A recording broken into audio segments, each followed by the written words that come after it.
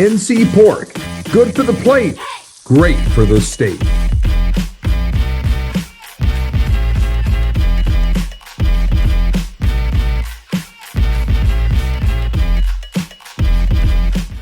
Our next guest was a McDonald's All-American as a high school player way back in 2007, had a great college career at Florida and Texas. He is a son of the basketball legend John Lucas II. He is a brother of pro basketball player John Lucas III. He's been a prominent assistant coach at Texas and Kentucky, and over these last 3 years under that John Shire guy at Duke. And now we get to introduce him in an even more fun way as the first-year head coach of the Miami Hurricanes. Jay Lucas, welcome to the David Glenn Show and the North Carolina Sports Network. How are you? I'm doing good. Thank you for having me. It's great to have you. It ain't easy to be a head coach at 36 years old, man. Just give us an idea of the nature of a dream coming true, especially for a man like you who truly from birth has been a part of a basketball family. Yeah, this has always been a dream of mine. I didn't know it would happen this early and this quick, but, I've been in situations that have prepared me as much as possible to be able to attack this new job and this new position. And I've been blessed to work for great coaches and to be at great universities, but also being in a bunch of different roles. And so without the program, I've been operations, I've been a GA, I've been recruiting coordinator, I've been offensive coordinator, defensive coordinator. So being able to do everything and my experiences these last 12 years in coaching has honestly prepared me for this, but also just being born into a basketball family also has helped me in this journey. Coach, I've been married for 27 years, and my wife says she's hardly ever seen me cry. Yeah. Now, I know your dad a little. I imagine he doesn't cry a lot. But at your press conference, your mom, Debbie, of course, your famous dad, John, it was incredibly emotional to them. I don't know how you held up or held it together during the press conference. What was that embrace like, and what was it like for you just seeing those emotions from your own dad? My dad has done so much with the game of basketball. I don't think he gets enough recognition for everything he's done. But more than just a basketball coach and what he's done for basketball, he's been a great father. And that was just an opportunity to just let him know how much I appreciate everything he's done for me, both in just giving me the ability to be able to teach and communicate the game, but also just seeing him every day work up at 6 a.m. and his hard work, and then his ability to just really battle back from the depths of addiction and adversity and being able to come out on the other side and everything be okay. So everything that he's been through and his experiences, it just gave me the opportunity to let him know I appreciate him and I love him.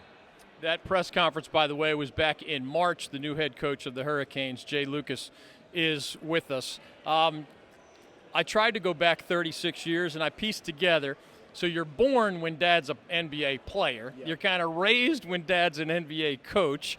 I imagine mom is a superstar through all of this, but you moved around a lot. Yeah. So what should we picture? Like basketballs bouncing everywhere, and I don't know, is it hard to make friends if you move around that many times as a young guy? What was that childhood like? No, it was exciting, and each time we moved, there's like a cool basketball story and lesson that comes with it.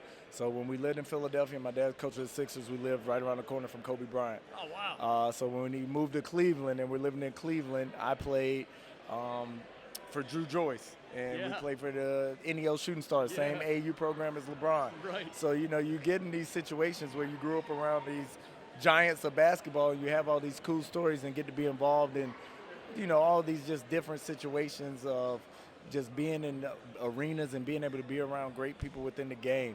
So it was a great journey. It was ball bouncing everywhere because that's kind of what we did, but also just our dad having us everywhere, which I appreciated. Sometimes, you can get separated from not having your kids, but every practice, anytime we went on road trips, he would take us. So just that opportunity I'll never forget. LeBron James, one of the long list of people who had great things to say about our guest, Jay Lucas, here on the North Carolina Sports Network. Probably don't have enough time for you to get into all these guys, but in your 12 years as an assistant coach, man, Rick Barnes, friend of the show, Shaka Smart, John Calipari, John Shire, these are big programs and big names. You can either hit on four or be as short as you need to be, but how would you summarize what you learned from or took away from those different prominent head coaches? Yeah, I've been blessed to just, be in these opportunities in this position to be around these people. You know, for me, Coach Barnes, playing for him and working for him, just the relentless pursuit of perfection, and the physicality and just the grit needed to be able to win. Shaka Smart was my assistant coach when I was at Florida. I played for him, but then working for him, he out of anybody did the most of instilling me of wanting to be a head coach at a young age. He also did the most of me of holding me accountable with just building out everything within a program. He would meet with me every Wednesday. We would have these seminars, I like to call them, of becoming a successful head coach, not just a head coach, a successful head coach is how he would say it. Coach Kyle was somebody who was a family friend that I've known for a while. Getting the opportunity to be around him and understanding the best way is just being blatantly honest and telling the truth to the players, to the staff. No one can hold you against it. And then these last couple of years, and one of the main reasons I wanted to go work at Duke for John was I wanted to kind of have a front row seat to a first-time head coach and building a program in your own vision.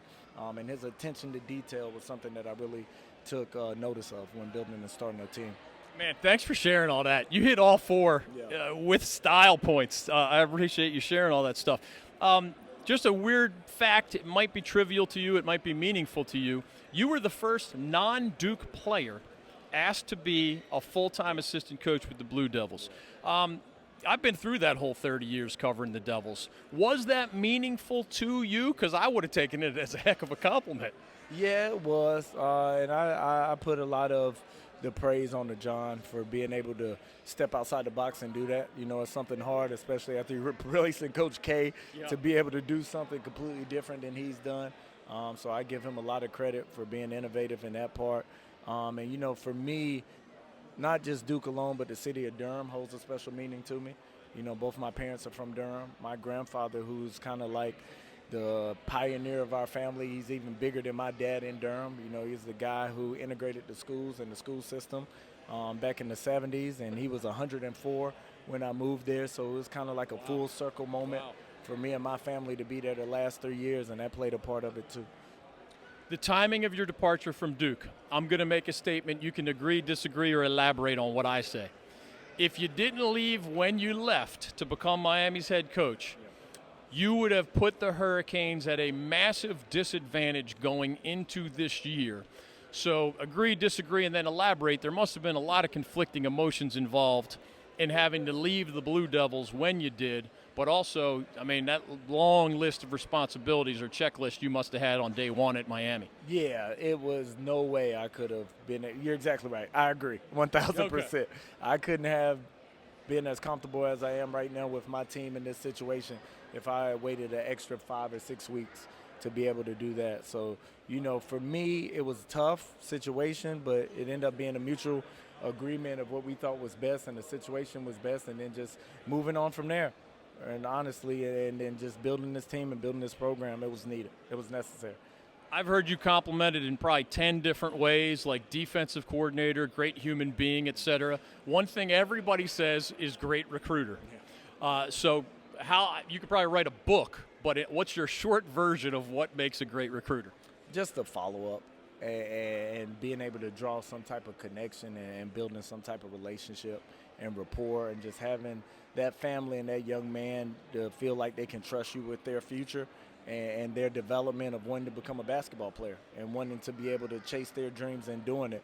And so them understanding that, one, you care for them and you love them, but then the second part is that you're going to hold them accountable and get them better. So if you can do those two things, it will give you the opportunity to be a good recruiter. I'm being told I have to let you go shortly, but I had questions about Jim Larinaga, Shelton Henderson. You're being a defensive guy. You love the word relentless, so you can chime in on any of those as we let you go. But I also have to ask, have you had time to at least lean into and enjoy a little bit the Miami Hurricanes football world? Because number 2 in the nation, 5-0, man. Canes are rocking. Yeah, no, they are rocking. And, you know, I'm a big college football fan in person, and Coach Cristobal's been great to me since I've been there. So, you know, when we can, we try to go to every game and try to do that, but he's been great.